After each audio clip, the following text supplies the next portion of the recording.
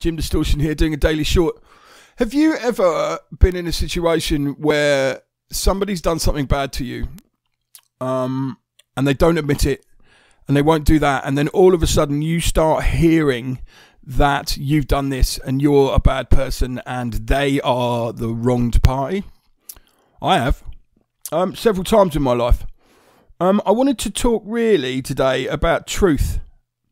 And how the truth is usually manipulated to favour whoever's giving you that set of truths, and how maybe if we all kind of shift our perception and actually stop lying for 5 minutes, maybe then there's a way forward politically, you know, about the environment, about everything. Because if people start telling the truth and it actually is the truth rather than fake news, as we've already talked about, or a different perception of somebody else's truth, you know, it actually is the truth backed up with facts, then maybe everyone in the world can kind of communicate on an equal level.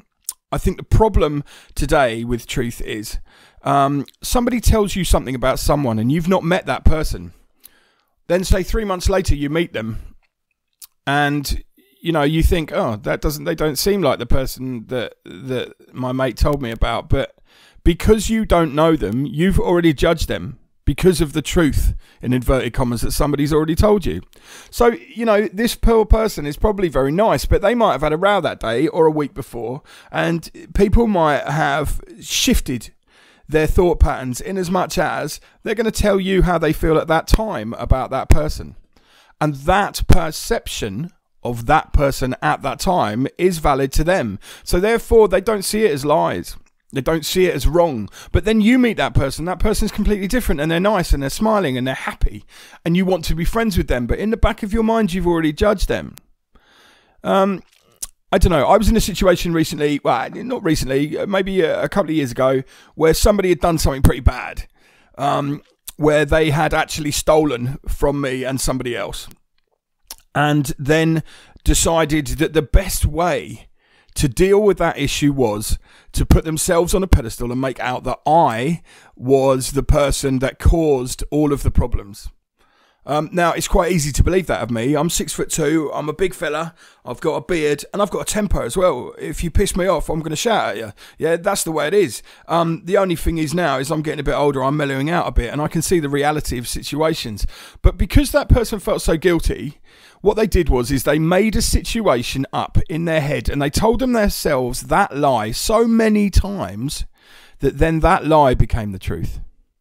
It became the truth to them. And then they told their parents, yeah, and then they told their friends. And then all of a sudden, all this little group of people around this other person started to look at me in a different light. When the reality of the situation was, me and another person had helped this person out. We'd pulled them out of a situation that was pretty untenable for them, and we'd given them a career. Without going into any details, what I'm talking about is that you tell yourself a lie so many times, yeah, it can become the truth. That truth then spreads like wildfire. Yeah, so then I'm sitting here knowing nothing about it. And because it's very easy to believe badly of me, and indeed other people, yeah, then, you know, you start to believe that. Have you ever questioned truth when it's given to you? Yeah, so you get a truth from a friend of yours and you get the same truth, but it has a slightly different slant from somebody else who's a stranger.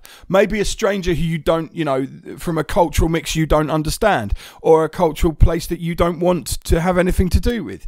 Who are you going to believe? You're going to believe your friend at face value, yeah? That's power, right? There is an old saying that truth is power. And you're right. If you genuinely hold a fact, yeah, that you need to prove or push through a point, if you know that person and they trust you, they're going to believe that point. If there's another person in that argument who is basically not somebody that you're going to trust, yeah, so they've got the wrong name, they've got the wrong haircut, they've got the wrong hair colour, or your perception of them is wrong, you're not going to believe anything they say. So does that make them less wrong? Can't say less this morning. Does it make them less wrong because you don't know them? No, of course not. So you're not going to question your friend, you're going to question a stranger. And I understand that. That is a perfectly natural human reaction. And I too would do that. But when you're next out and someone's telling you something about someone and you don't know them, Don't make a decision based on that.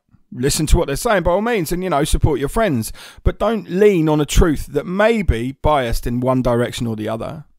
Also, if you're in a situation and something's happened and two people are telling you the truths, but they're different from each other, you know, you're going to have to take that at face value. If one of the people that you don't like, or you don't understand, or you don't like the cut of their jib, or you don't like the shape of their face, yeah, that will influence you into not knowing who to trust.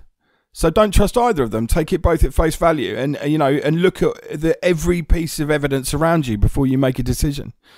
I think what I'm trying to say in a very long-winded way is that if you hold the power of truth, don't corrupt it.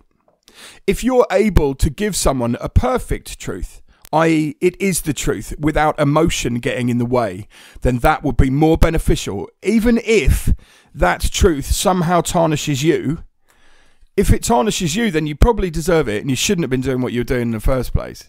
Yeah, I mean, no one lives perfect lives, and I'm not preaching and telling you how to live your life. You know, all I see nowadays is other podcasters and people with memes saying how to live your life. You have to be strong. You have to do this. Good things comes to those who wait. You know, all these prescribed responses are rubbish. I'll tell you what, good things only happen to people who go out and make them happen.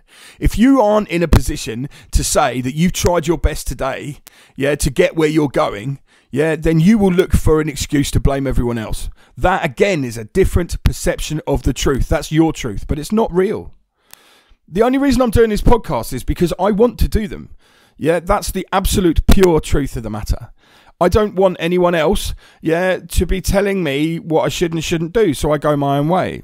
Obviously, I have people around me I have to take into consideration. But when you're looking at truth, try and take it all at face value if it's from different people and they have different perceptions, because they might be valid in different parts, but both of them have an agenda. If no one has an agenda and the truth is just told, then there can be no misrepresentation, there can be no spin, and at the end of the day, if you're making important life decisions based on lies, you're going to come undone. Just a little thought really about truth and the power that it holds over you. This is Jim Distortion doing a daily short. You can find us on Instagram, Distortion's Got Issues. And also, if you want to hear this podcast even, go to distortionsgotissues.podbean.com.